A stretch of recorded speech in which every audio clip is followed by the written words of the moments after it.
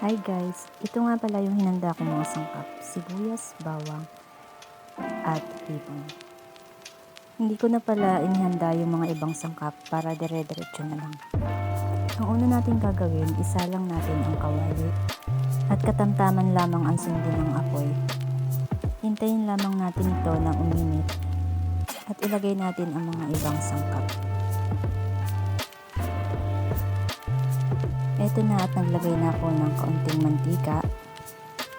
Painitin lang natin ito sandali at ilagay natin ang sibuyas at bawang.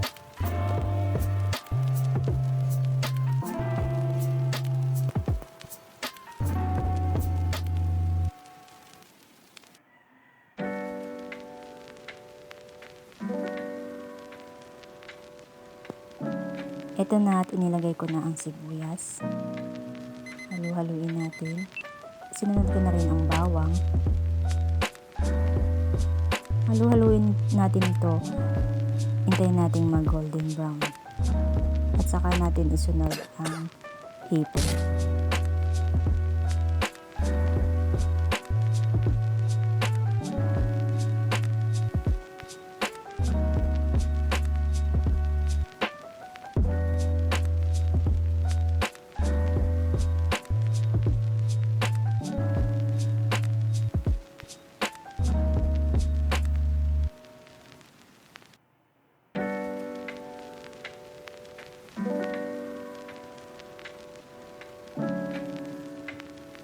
Ito na at isasalang ko na ang hipon.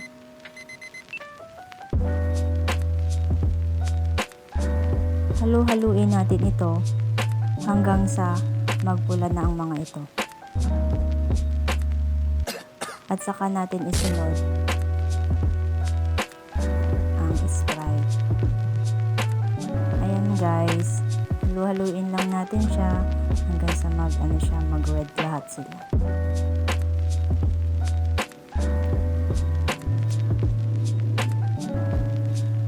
Lalagyan muna natin siya ng asin para may kaunting lasa.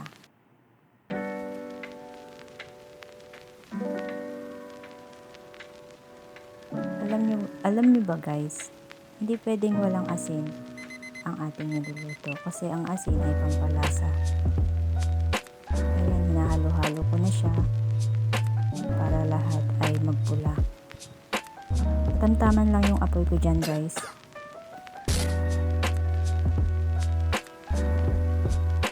Sunod naman guys, ilalagay natin dyan ang Sprite. Ang ilalagay ko nga pala dyan ay kalahati lang. Kasi sobrang dami kong ilalahat. Ayan, halu-haluin natin siya. Tapos, ang gagawin natin ay tatakpan natin siya. Antayin natin siya na kumulo.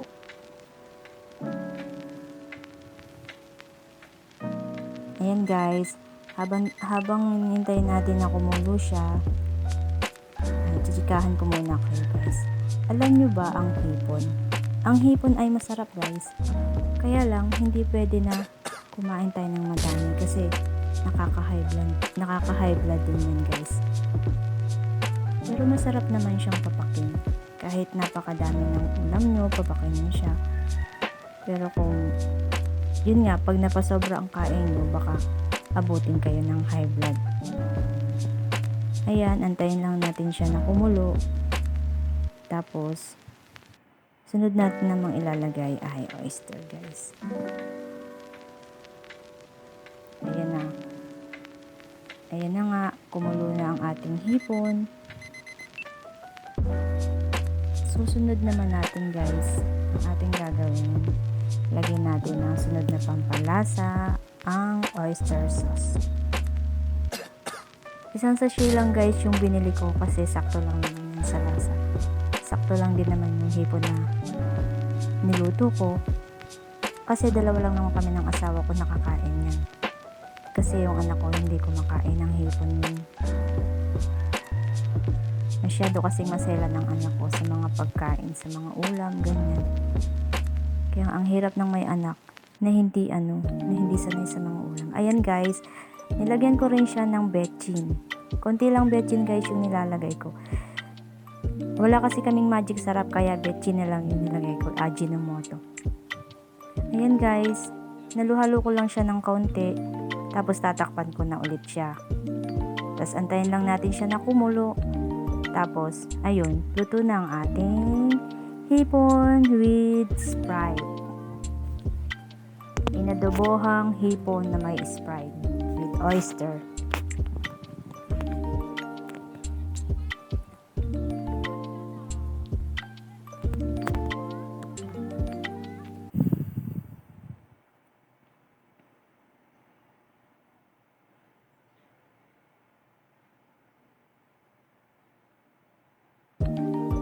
Ayan guys, binuksan ko na ulit siya. At eto na, luto na ang ating ulam. Titikman ko na siya guys. Titikman ko na siya kung perfect na ba.